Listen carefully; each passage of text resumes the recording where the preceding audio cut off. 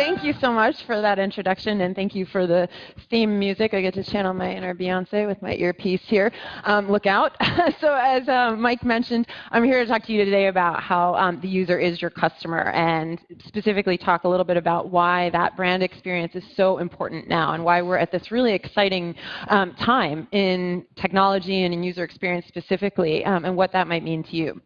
So without further ado, I'm going to just start with a question. It's morning, right? And how many of you guys started your day with a cup of coffee today? Yeah, good, my people. Okay, so my other question is, for how many of you is it sort of part of your ritual that you might stop somewhere on your way into the office or to wherever you might be going to get your cup of coffee before you start your day? Not necessarily every day, but here and there, right? We like to stop for coffee.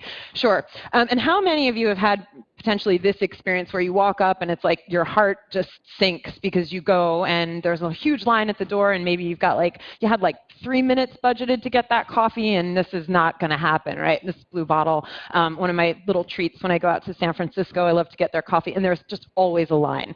And if you're anything like me, and maybe you weren't expecting this, right, this can be like grief, right? It's like rage and anxiety, and oh my God, what am I going to do? I can't have my coffee, and this is so upsetting. And it kind of puts a damper on your day. You have a few options, right? You can kind of go the super the route of just walking out and saying, forget it, I won't have my coffee today. You can regroup and decide you're going to be that guy and be a few minutes late anyway and come in with your nice coffee to your meeting and earn the wrath of your coworkers, right? But what if I told you, potentially, that I had an app that might be able to help you, that you could potentially use at home, place your order for your coffee, pay for it ahead of time, and just walk right into your favorite coffee shop, pick up your coffee, and be on your way? How many of you guys think that might be something that potentially you could use? You don't have to tell me if you'd pay for it or anything like that. We won't go there. But just in concept, right? Sounds like something that could be useful, right? Sounds like something that might make our lives a little bit easier, especially for those of us who live in urban areas like New York, where we're kind of always in a rush and generally always running late. All right, so hold that thought. We're going to come back to it. I want to switch gears a little bit here, but I promise we'll revisit the coffee question. So again, as we were just talking about the title of this conference, first I was super excited when Rachel approached me just about talking to you guys in general, because I think what you're doing here is really exciting and really cutting edge. And it's always super fun for me to talk to people who care about the same things I do and are open-minded and to exchange those ideas.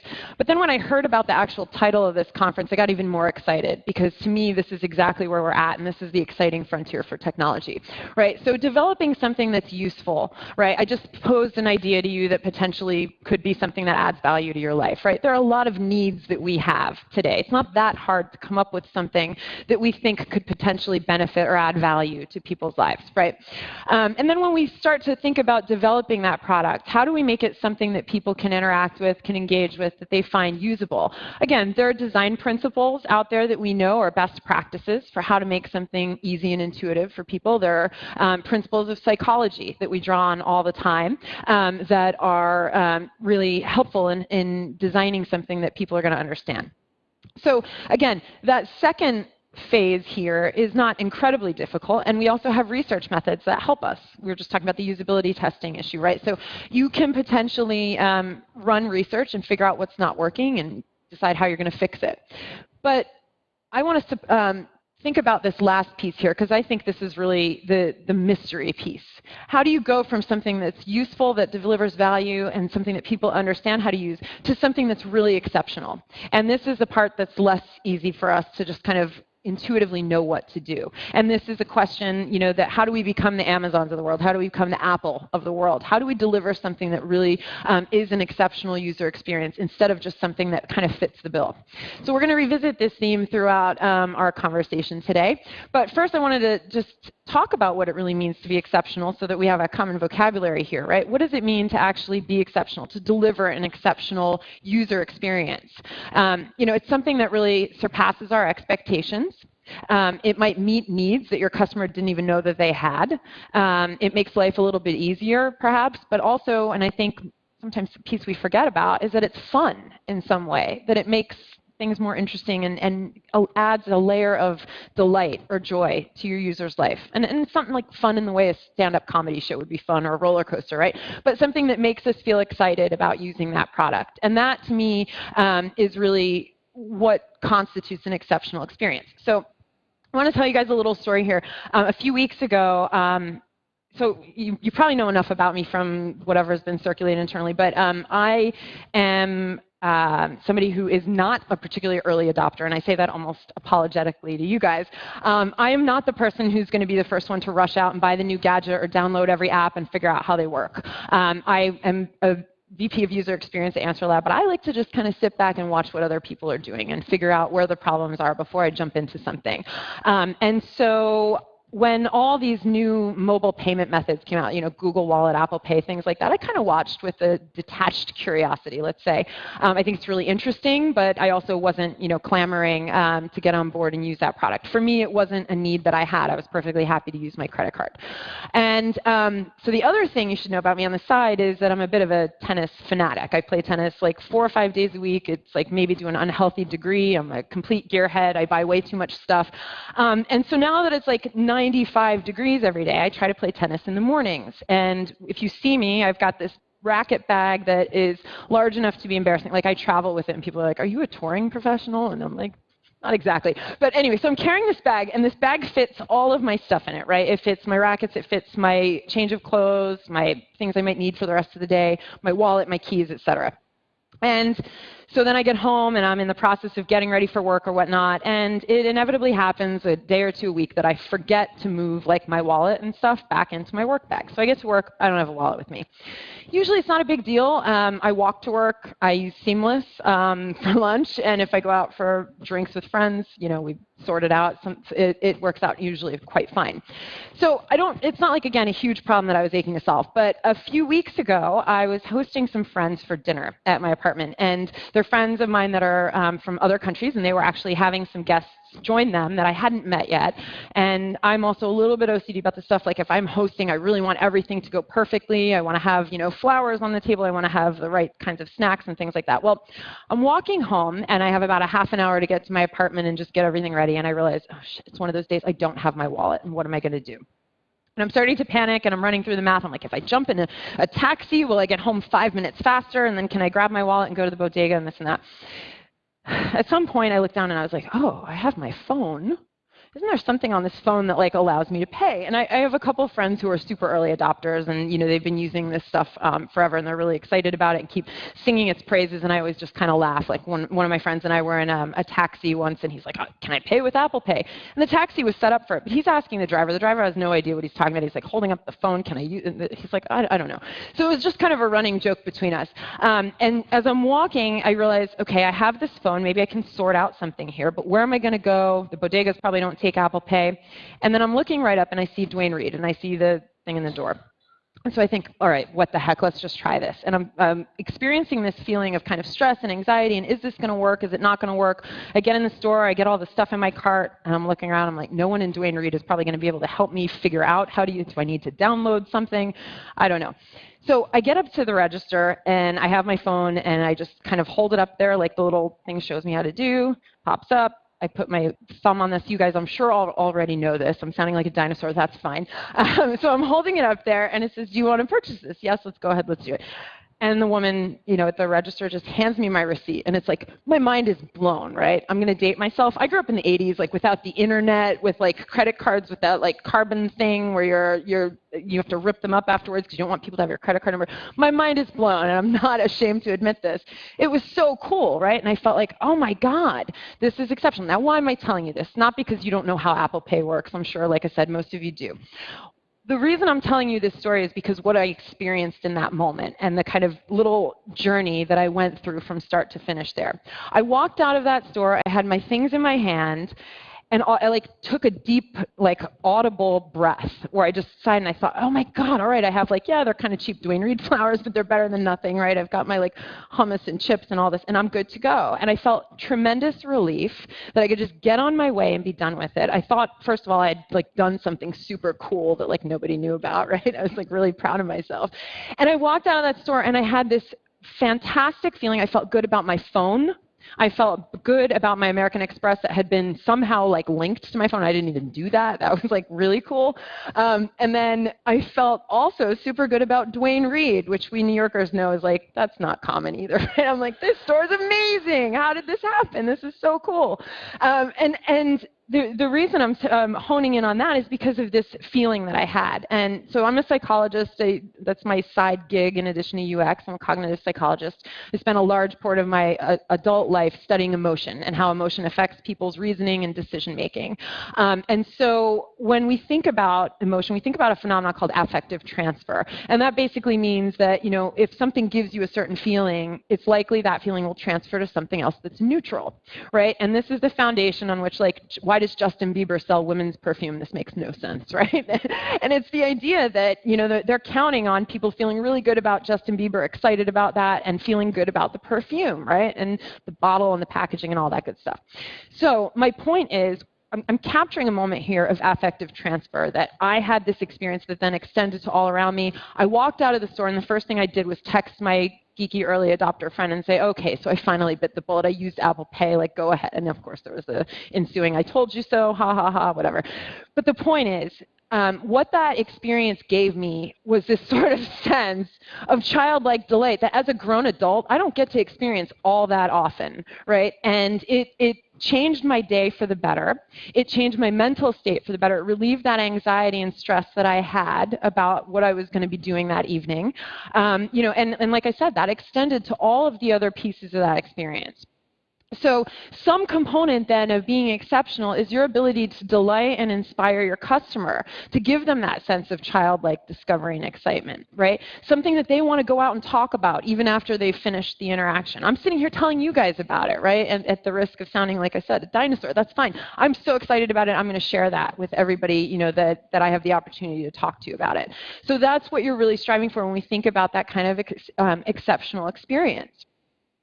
And, you know, our users, we as users in the broader community, we're savvier than ever. I'm not going to necessarily say smarter, that could be up for debate, but we are tech savvier than we've ever been before.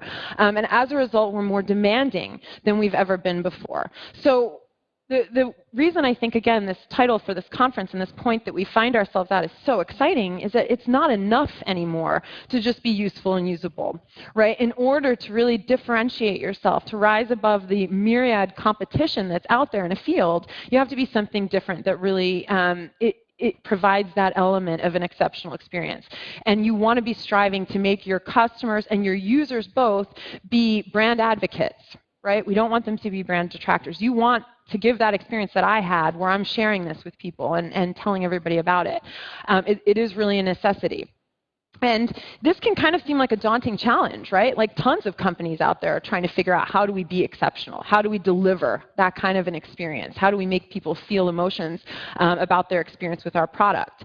And it reminds me, I feel like once companies have kind of gotten to this point of making something that's useful and usable, you come to this crossroads, right? And at the crossroads, you have this opportunity to either say, we're doing okay, let's stay the course, people can use our product, it's delivering value, great. Or you can say, how do we now take another step? How do we deliver something that's really extraordinary and that gives people that extra layer of excitement and involvement and engagement with our product, right? And it reminds me of the story, you may have heard this before, but there are two shoe salesmen and they go to Africa to see if they can wind up getting a new market for selling shoes there.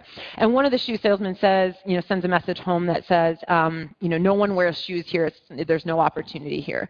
The other salesman says, no one wears shoes here. What a fantastic opportunity for us, right? So who are you going to be? Are you going to be the designer or the developer, the product manager that says, we're good enough and like, let's just stay on the course? Or are you going to say, we're good enough and now what else can we deliver? So I want you to kind of keep that theme in mind as we continue to talk about this, because the title of the talk here is this idea that the customer experience can't be detached from the user experience anymore, right? Our culture, our society is so technologically sophisticated at this point in time, right, that you're kind of hard-pressed to think of examples where a customer experience has nothing to do with the user experience, and vice versa, right? So these two concepts are almost indistinguishable at this point, but we haven't necessarily caught up with how we approach research and how we, you know, integrate all of these bigger questions about our product strategy. So, you know, the point I'm really trying to make here is that these two things need to support each other, and if one fails, the other is probably going to be damaged in a significant way, and vice versa, right? So how do we keep that in mind? This is a sort of very bare bones diagram of the typical customer experience, right? It's not intended to be overly sophisticated, but we think about customer experience as being when we reach a customer, right? When we acquire them and bring them into the fold, then what do? We try to develop that experience with the brand in a way that's positive and encourages them to stick around and stay, that we can retain them as customers and inspire them to go out and, again, be the person who's standing on a stage talking to a bunch of strangers about this cool experience with Apple Pay, right? And so for today's talk, I think where the tightest synergies occur between the customer experience and the user experience really is in this section, this sort of sub-cycle here, where we're developing that user-customer experience and, again, trying to delight them in a way that makes them feel like they can't live without our product and they're inspired to continue to talk about it and bring new people into the fold. So how do you do this? This all sounds great, right? We're all on board. Yeah, okay. So this starts to beg the question of what do we do? What do we need to do differently to understand this customer mindset and really provide that opportunity for delight? And I would say you really want to aim to understand your users at some fundamental level.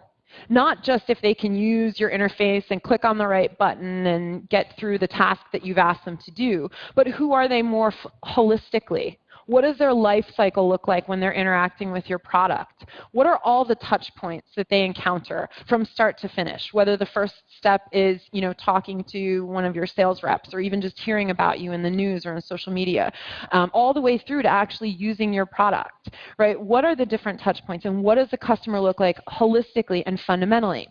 So the questions that we typically start with are these. I'm sure you've thought about some permutations of these for whatever work you're doing. Who are your customers, right? What do they need? And then how badly do they need it? This is our starting point. These are the questions that usually drive the engine of product development for good reason. You need to understand these things as a very base level starting point for what you're going to develop to make sure that your efforts are being put to good use.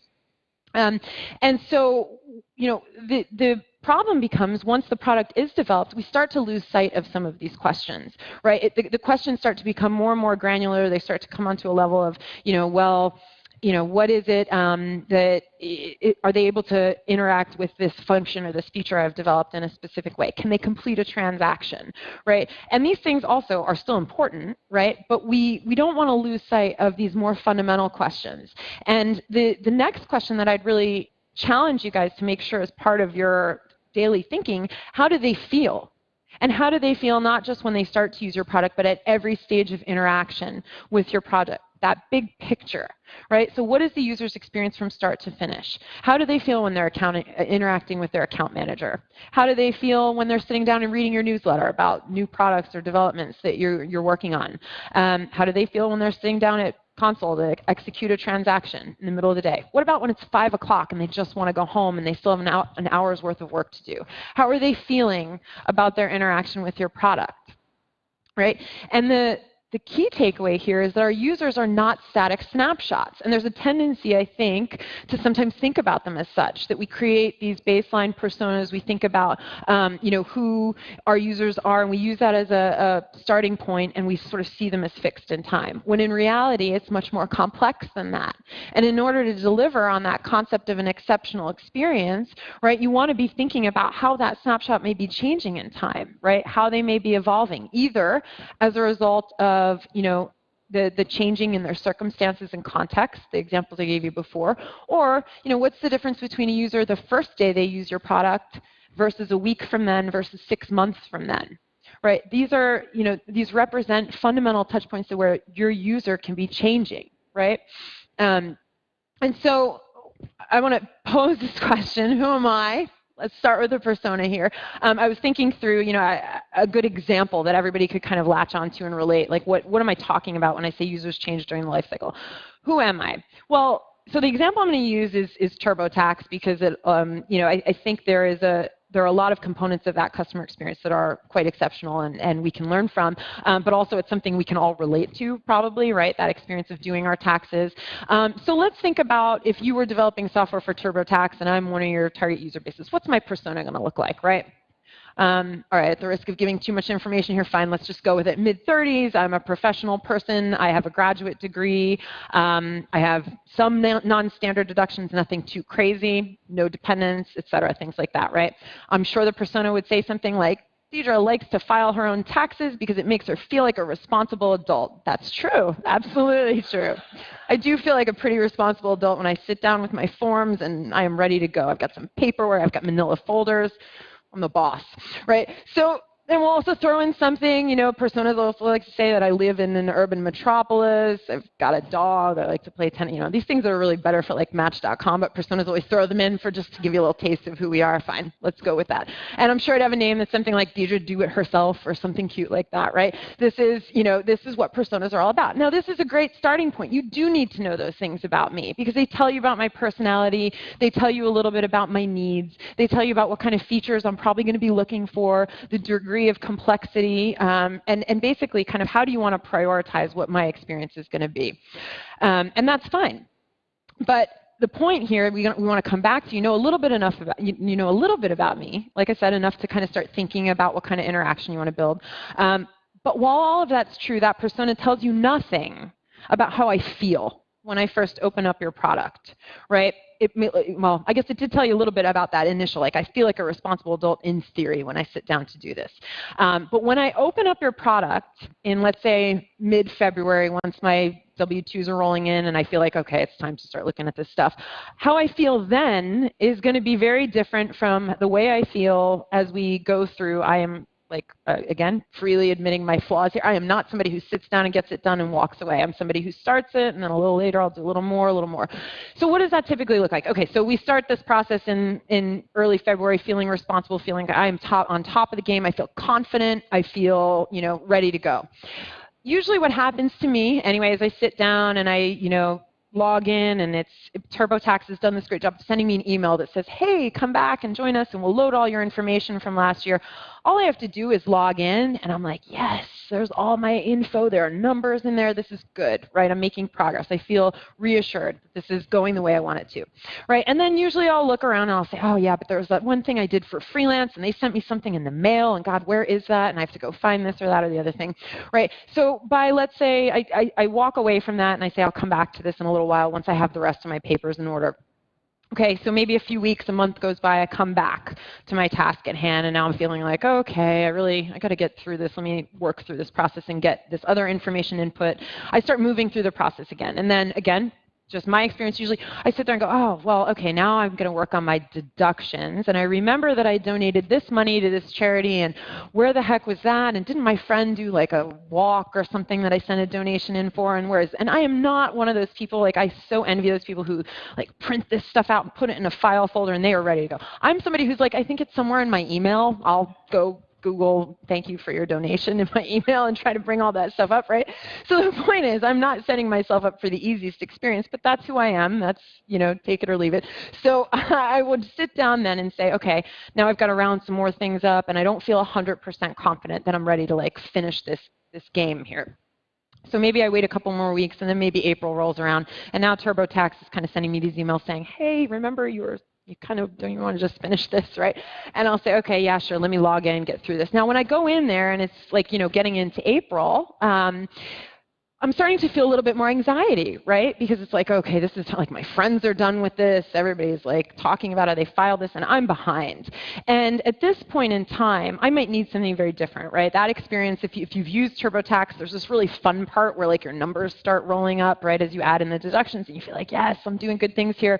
But then you also get to the point where it's like, are you sure you've done everything you possibly need to do? Are you sure there's nothing else you want to enter? And remember, if you say yes, this is legally binding and et cetera.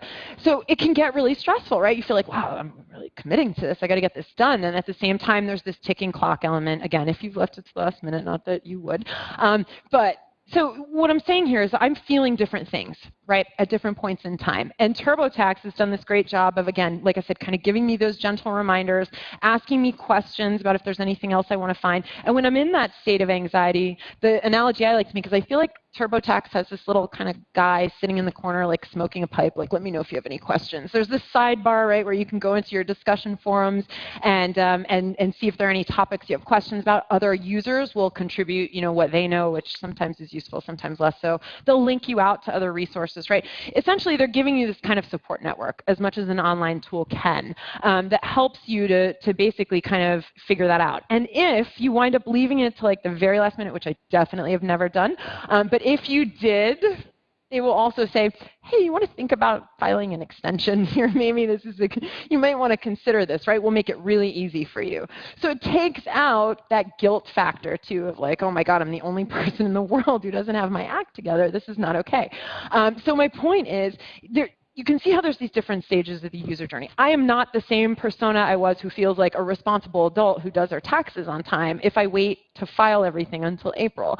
And again, how can you think about those individual touch points as being opportunities to deliver that exceptional experience, right? How can you really effectively map that customer journey and start to understand more where are they at each point in time and how can I support them? And not just support them, but give them that experience of delight so that, you know, when you complete that process, you feel really good about it, even if it is April 14th or 15th, right? Even if you did request a deferral or whatnot. You know, the experience there still enables you to feel positive about it. And it's one of the reasons that even though I've gone through this now too many times to count, I still use TurboTax. And I'll use that instead of going to a professional or whatnot, because it does. I know that I'm going to be OK if I use that system, right? So to fully understand each of those experiences is really, you know, that kind of, I think, foundation level of delivering an exceptional experience. How can you try to meet their wants and needs at each stage? Okay, so again, let's say we all feel good about that, but how do you do it, right? What happens next? And for this, I'd say the first thing you want to start doing is thinking outside of the lab, right?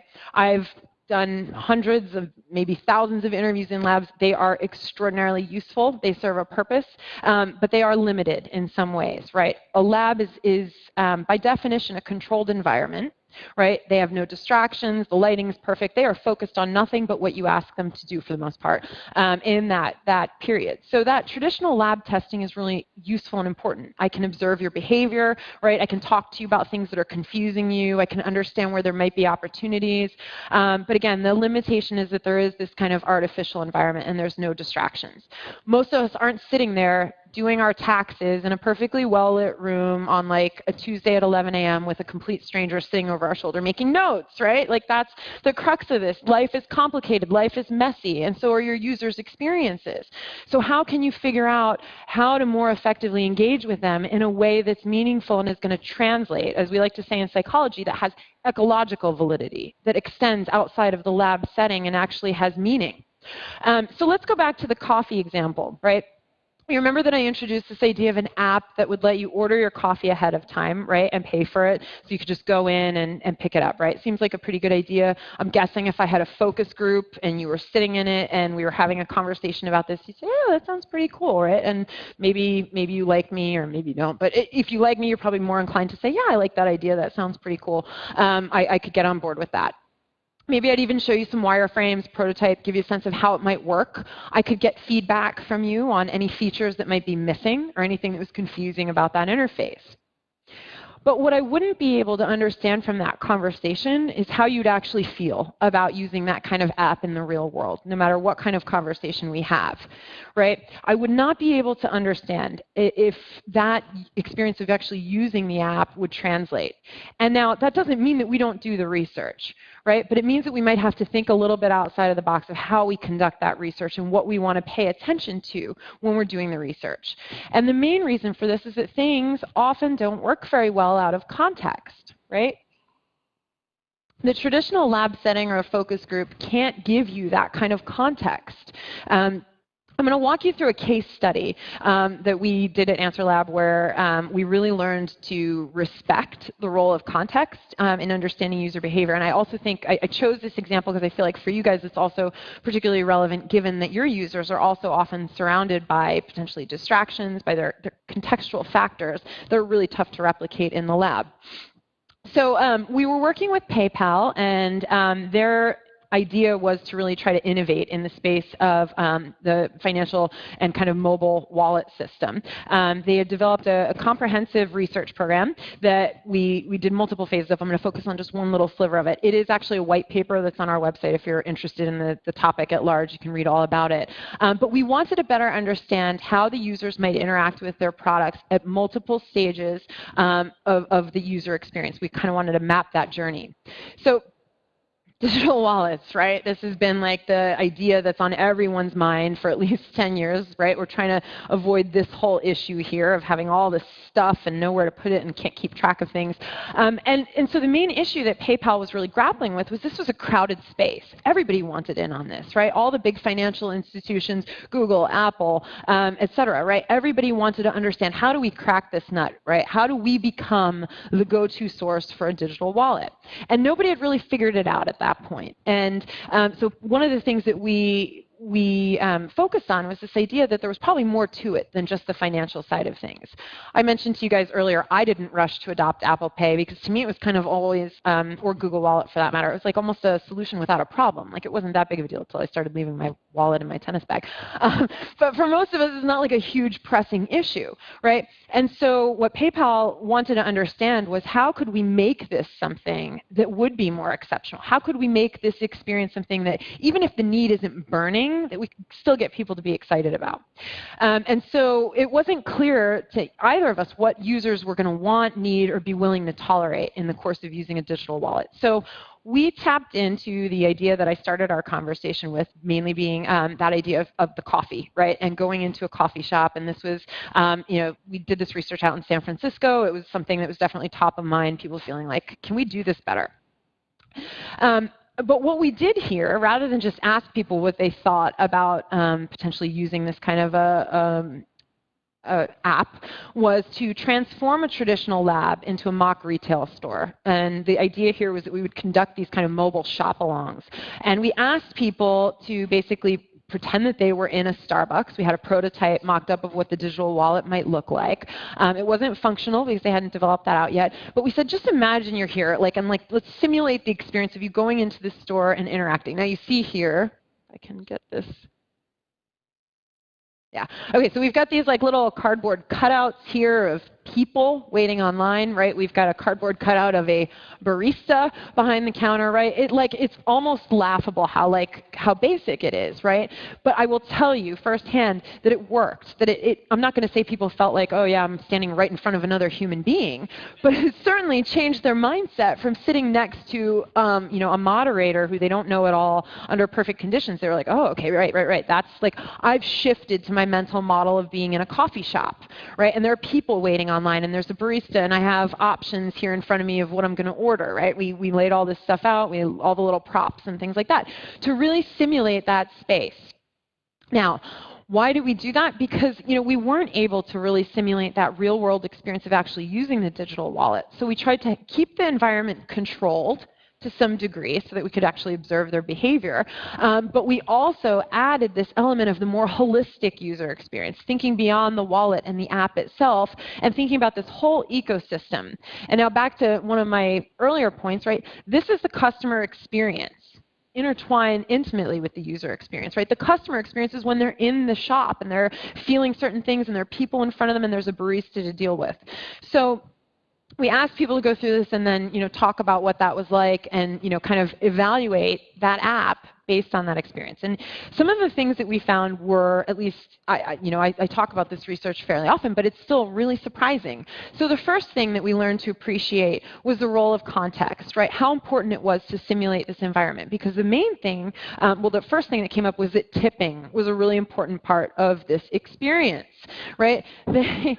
People have relationships with their baristas, and they want to be able to show that they appreciate the service that they're receiving. They want the barista to know that they're tipping them. And also, I chose this example because tipping is kind of fun for people. They feel like this is a nice thing that they can do, and I get some pleasure or enjoyment out of this. This is a social, you guys all laughed, reacted to this. It's funny. It makes you feel good. It just kind of puts a smile on your day. I'm sure you've also all seen the tip jars of deport Justin Bieber, or I don't know, insert somebody else or some other celebrity, right? It's a fun little interaction, and it adds to the sense of community. And it's incredibly important, and it's something you're not going to learn from just showing somebody an app, right? But by having that experience and realizing, oh, well, here's the part where I would tip my barista, and I feel weird about not being able to do that. I don't like that, right?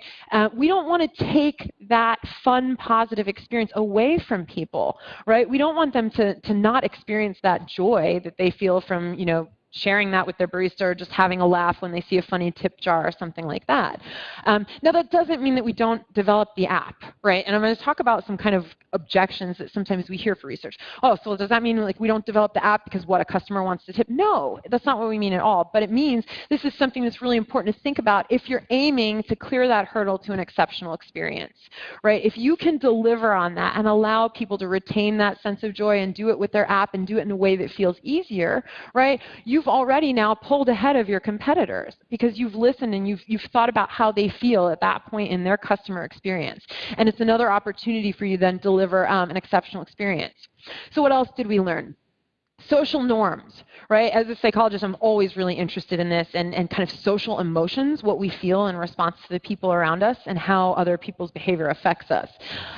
So I mentioned to you that if you bought your coffee through this app, you could just go in and pick up your coffee. And so again, in that simulated storefront, it'd be like you could just walk up and take your coffee off the counter. It would be, flagged with your name on it or whatnot. Well, here's the thing about that. No one wanted to be that guy. No one wanted to just walk up to the front of the line. They felt like if I walk up to the front of the line and just take my coffee, people are going to think I'm cutting. People are going to feel like, who the hell is this guy who just walked in here and took his coffee and cut the line, right? Nobody wanted to do that. And there was this kind of feeling of social pressure there that, again, when we think back to that concept of affective transfer, we don't want people to have that kind of icky feeling of being a cutter or of not tipping, because that's going to transfer to the brand, right? It's going to transfer to all the other interactions that they have. And, with time, it might contribute to people feeling less likely to go into a Starbucks or less likely to use your app. So we don't want to give people any opportunity or reason to abandon. We don't want to make them feel negatively about themselves or about your brand, right? So, and again, this doesn't mean that we don't develop the app, but it means we think about how might the store have to look differently, right? How might we have to shape users' expectations or, like I said, the physical layout or something so that it signals to people that you're not just cutting, right? And these are the little nuances, the little pieces of insight that, again, help to contribute to developing an experience that's really exceptional. So that being said, one of the things I think we grapple a lot with in technology is that this feeling that the brains behind it should really be driving innovation, right? That product engineers, that people who have that level of technical insight should really be the ones dictating and deciding what kind of innovation is going to be developed, right? What kind of new products should come to market, what kind of features and functionality and things like that might be best to pursue. And so, to advocate for having a strong role for user research doesn't mean that we disagree with this, right? It doesn't mean that we think the users should be driving the bus and telling you what features to put into your product. Not at all. But it means that they should have a voice at the table, right? Because the alternative is basically kind of throwing spaghetti at the wall, right? You're hoping something's going to stick. I know how to make all these really super cool features, and somebody's going to love some of them. I just know it. Your time's not unlimited, right? Your users, your customers' patience is not unlimited, right? So you want to be thinking about what are going to be the things that really drive and deliver on that value and exceptional experience for your customers. So by allowing them to have that level of insight, right, you're going to be spending your time in a way that feels more constructive, more productive for both you and your customers. So innovation, it's essential, right? It's also a key component in developing that kind of exceptional experience. But if your users are not engaged, if they don't value what you're doing, right, then you're essentially just wasting your time. And the issue is that while you're wasting your time, somebody else may be building on the same kinds of technological innovations and paying attention to that user in a way that allows them to deliver on that exceptional promise. So I think the key here is really how do you strike that balance between understanding your users and letting them sort of dictate your course and drive the bus. We don't want either of those things. So that's kind of, I think, the sweet spot you want to find, where they're represented and you're listening, but you're not letting them chart the course on their own. So again, okay, quick poll. How many of you guys have smartwatches? You. All right. I don't feel so bad about my Apple Pay story now. All right. Good. Okay. So you will not be shocked to know I do not have an Apple Watch. But I'm curious if those of you guys who have them, how many of you feel like it's really delivered on the promise or expectation of what you thought it was going to be? Awesome. All right. Now, okay. So you guys, I'm guessing maybe your expectations were probably more in line with what the product would actually deliver. I think the more technologically sophisticated people are, the more they're kind of well prepared for the limitations. But one of the studies that we are just released, it's a white paper. We did a recent study on smartwatches, the AnswerLab, and found some really interesting findings here, mainly that you guys are not the norm. A lot of people feel really disappointed with the experience, and they felt like there was a promise that was offered that hasn't really been delivered. So these are two examples here that I wanted to just show you of apps that really kind of didn't make the grade, at least in the research that we've done so far. And I feel, this is not intended to be a critique of smartwatches or any kind of pessimism. I think it's actually going to be a really interesting space to watch, to see if the apps can kind of evolve and be refined to deliver on those initial promises or expectations that people had. So the first is, this is Zara. Their app is, they're a clothing retailer. On this app, you actually can just browse. You can't favorite anything. You can't purchase anything. You can kind of just look at clothes. Not exactly, I think, what most people thought they were going to be able to do with their smartwatch apps. The other example here is a Facebook notification. So the Facebook notifications actually came in before you even download an app on your phone, right? And again, maybe the technological side of things thought, oh, that'd be really cool. We don't even have to have people add the app. We're just that integrated into their lives. But what users were actually saying is, I don't need to know that Jane P. thought it was a great time on my wrist, right? Like, this is not the notification level that I want. And I didn't, it's unwanted, it was intrusive, and it felt like, this was certainly not an exceptional experience.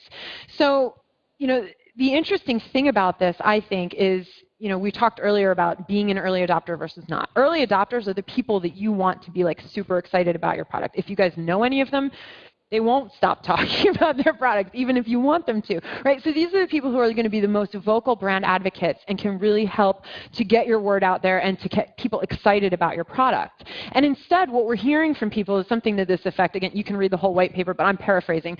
I'll kind of put up with this until something better comes along. I might not replace this. I might, if I lost it, I don't know that I would buy another one, right? That's not where you want people to be with your product that soon out of the gates, right? We don't want to see that kind of an attitude. What we want instead is for people to feel so excited, for people to be so engaged about our products that they're willing to spend hours waiting online for the iPhone 6, right? This is New York where like nobody wants to stand in line for anything, and people are still willing to go online and wait for hours and hours to do this because that's how exceptional that experience is. That's how indispensable it feels for their lives.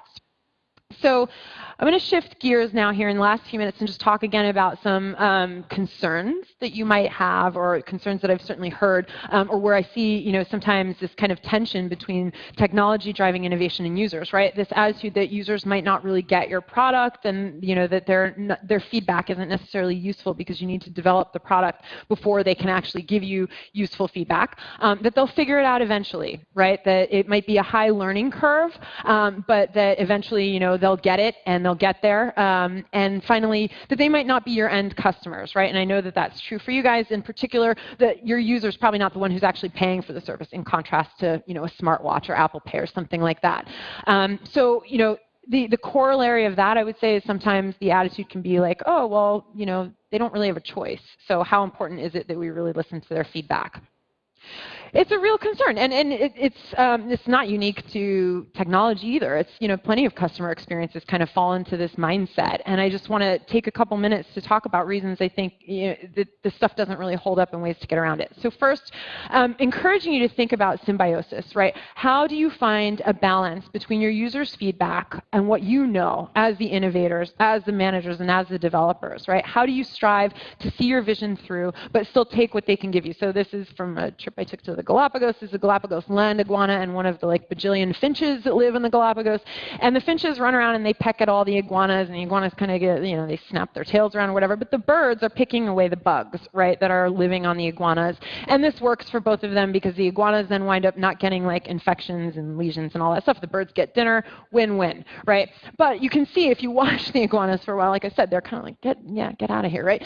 And I'm using this analogy because I think sometimes as researchers, as developers, as kind of thinkers, we can feel that way about users. Like, let me just do my thing, right? Let me just kind of go, I know what I'm doing, and I don't want to hear your pesky feedback about not understanding this or that, right? And it's tempting, and I get it. Believe me, like I've talked to hundreds, like I said, thousands probably of users, and I know some of them are like, yeah, it's taxing at best. That's fine, right? But there is something that you can benefit from that, and that's hearing those germs of insight. When you focus again on that question we talked about earlier, how do you really understand how they feel at each point in the journey? And if you can stay focused on that being your role, taking in that insight, that's going to help you in terms of your own innovation and developing a product and features that are going to be not just useful and usable, but also that just deliver that kind of exceptional experience that we're striving for.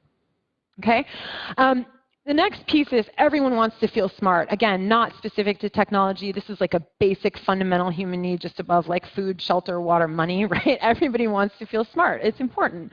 And the more ways that you can help your users to feel smart in a way that doesn't feel like that's your agenda, the better off you're going to be. This is also contributes to an exceptional experience. So I have another example here for you. Have all of you guys seen, like how many of you seen Law and Order, right? Yes, we all know Law and Order doesn't, right? Okay, so let's talk about Law and Order for a minute here. Random, I know. Go with me on this. So Law and Order has been around for a really long time, like over 20 years. That's like in and of itself a huge achievement for a show that basically has like no continuing plot line, where you have new characters every season. The cast is just like, you can kind of cut and paste different people in the show, right? There's no like, you don't care about what's happening between any of the characters themselves. It's a contained environment. Each episode stands alone. This is not, again, a traditional formula for like getting users super engaged in a show, and yet it's stuck around. And there are a lot of reasons for this. I mean, there is good writing. It's ripped from the headlines. It's all that stuff, especially for us New Yorkers. It makes us feel like, yeah, we're at the center of the world here. But the bigger thing I would say about Law and Order, what makes it really cool, is that if you watch an episode, you feel smart. Right? You start by watching that case. If you've watched it a few times, you start to pick up on like, oh, he didn't read him his rights. That arrest is going to get thrown out. That guy's going to be back on the street. I know something about this whole situation. You watch as the case gets processed. You watch as the evidence gets pieced together. You're with your characters, and you're kind of watching over their shoulders as they're doing something in a field that most of us don't know anything about, right? I don't know about you guys. I've never been a detective. I don't know much about what goes on in precincts, but we're learning, right? We're invited into this little world that we didn't know anything about, and we're made to feel like we know something about it, right? So we go through that, and then it extends into the courtroom, and they talk about their different strategies for how they're going to get the bad guy and put him in jail, and there's always complications, there's always wrinkles, and most of us, again, apologies if there are any lawyers in the room, most of us don't want to sit down and like read a legal textbook to understand statutes and such, but we can watch an episode of Law and Order and be like, oh, I get that. Yeah, you can't cross state lines with like a DVD of somebody else selling drugs or whatever it is, right? Like these like random little case things that come up that make us feel, again, at the end of the episode, like not only, hopefully something good happened, hopefully they caught the bad guy and did some good in the world, but you feel like you understand a little bit more, and that's a rewarding experience. So I want you to think about that in terms of your users, and are there opportunities for you to do the same thing for them? I know, I'm not somebody who's in this specific world, but I know that your product is technologically complex. I know that there's a high learning curve, right? And I know that people, have to kind of get through that to be able to really understand it and use it to its maximum potential. So are there ways along the way that you can think about what they might be feeling and insert these kind of moments of delight where they feel like, yeah, I get that. I feel good about getting that, right? How can you engage them in a way that they feel ownership over your product? Okay? And then back to the last question I had on there, the last objection was about how, the user might not be your customer, right? And why, so why should we care what they have to say? And the last thing I want to touch on here is how vocal and important one loud user can be, especially in the day and age of social media and the age of the internet and blogging and information being transferred basically, instantaneously. But also the power that you have to mobilize that advocate. If you can make a consumer your advocate and mobilize them, it's kind of, the possibilities are endless. And I'm going to show you two examples of this that I think drive this point home. The first, you probably remember about a year ago, there was a proposed merger between Time Warner and Comcast, two organizations that are, let's just say, not particularly known for exceptional customer service. There were a lot of concerns about antitrust issues, but also I think the biggest concern was everybody feeling like, oh my God, it's just going to get worse, right? This like collective despair that was felt both in New York City and all the other markets that these two companies served. And so, this was going to be brought to the FCC and all that, and there were so many concerns about net neutrality and whatnot that there was a big effort for mobilization. Now, we live in a world where people are pretty apathetic, right? Voter turnout in 2012, I think, was around 54, 55%. Not a super mobilized society. But I'm going to just show you some statistics that resulted from this proposed merger, right? 4 million, you can read these, 4 million comments to the FCC, 10 million emails to Congress, et cetera. The tremendous power to mobilize people, individual users, who really kind of don't have a choice also in the matter here, right? Like, I can't, get another service besides Time Warner. You're kind of trapped, and yet still people felt inclined to speak up against this proposed merger, even though they didn't really have a tremendous amount of power to wield. This is important to think about. Now, I want to contrast this with another example. And that's Uber. So I'm guessing most of us are familiar with Uber, right? And if you're not, give it a try. It's, at least from a UX perspective, it's fantastic. Uber, as it was developing and trying to get licensed to operate in different states, came up against a lot of resistance for good reason, right? They were really upending the markets, and they fought against taxi lobbies and people who had really deep pockets and vested interest in keeping them out of cities. So what did Uber do? Uber also mobilized its customers. They asked people to do things like sign petitions. They got 1 million people to sign petitions on Uber's behalf, not by offering anything, not by paying them, just by saying, hey, can you sign this petition? We want to come to your city. They got people to mobilize on social media. They got people to show up for little rallies in Portland and in Paris and go and kind of be counter-protesting against some of these vested interests. And I would submit to you that, at least from my perspective, why did this work? Why were they able to do this? At least the way I see it, it has a lot to do with that user experience, which is the customer experience. If you've used Uber, it's like, it's like floating on a cloud or like flying on a unicorn. It's like you just open it up. It's like, oh, I know where you are. I'll be right there. Where do you want to go? How do you want to pay for this? Super easy, right? Somebody shows up at your address. You go.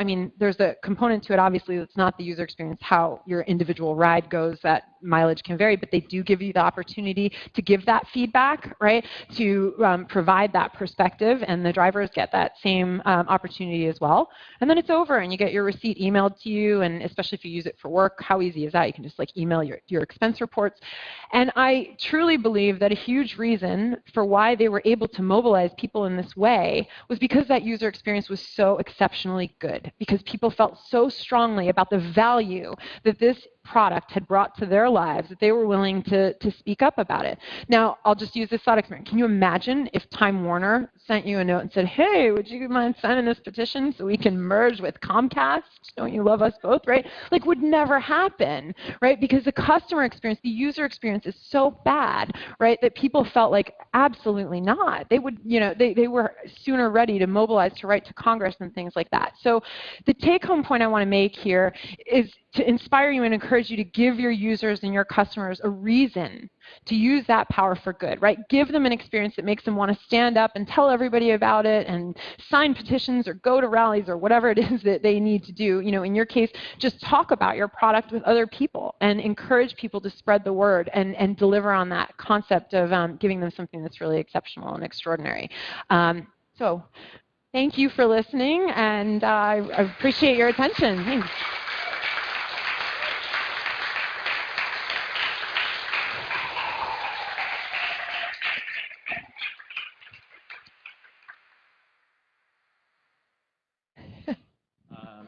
We have a little time for Q&A, or no? We have to move on.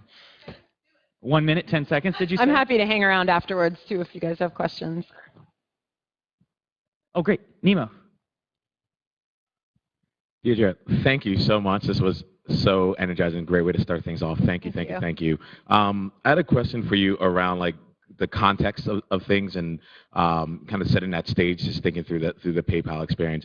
If you can't create your own lab or create that experience here, I know a lot of times, like I've tried doing things with just getting surveys out and asking kind of open-ended questions to not lead too much. Right. Would you do it like by setting out? I guess my question is, does it make sense to like provide a context or a scenario to try and emulate what you're having, even if it's just through text, and then have survey responses or different responses along that, or does it need to be? Do you mean create a context, like if you send out a survey saying like here's the context before that, or do you mean setting up a context like a physical? Probably like, question one, you're in Starbucks and you see someone walk by. How do you feel? Like, so just kind of curious as to like how you can get that context if you don't have the resources to create a physical environment. Yeah, that's a great question. And I can tell you, like, I sometimes feel a little like this Jekyll and Hyde thing, my psychologist versus my like UX person. So the psychologist in me says like you really can't rely on people to accurately envision what that context would be. You can't, or they'll tell you what they think, but does that actually wind up matching up with their behavior? Usually not so well. Now the UX person in me says you have to kind of do the best you can, right, with the resources that you have. So what is like the closest you can get to simulating that environment? Is it possible to either observe people, out in their actual businesses where they're using your product, whether that's at home or whether if it's at a formal office setting, if it's on the go? Is there an opportunity for you to actually just kind of sit back and shadow? I've done research like that too for medical devices where I actually sat in on patients' appointments with their doctors, didn't say a word, just kind of hung back and just observed. And I was able to do that. And let me tell you, again, if I asked those same patients later, how did the conversation go with your doctor? Like the way they described it versus what I observed, like not even, a world of difference. So I do think it's worth trying to figure out if you can leverage other folks on your team and kind of figure out a creative way to get in that actual state and time and place where people are using your product. The other alternative, if that's not possible, is sometimes using like things like intercept surveys. So I'm a big fan of those if that's kind of the last resort where you grab somebody when they're actually using your product, not saying, hey, open this up and go in there and do it, but if you can get them at a time when they actually are naturally using it, then they're in that mindset where they're focused on a task and they're experiencing whatever emotions or concerns or anxieties or things that they would naturally be having. And, how can you kind of channel that and how might that shape the feedback? So, yeah. Does that help? Absolutely. Thank you so much. You're welcome. Thanks. Great. Thanks so much, Nemo. And thank you, Diedre. Thanks so much for coming in.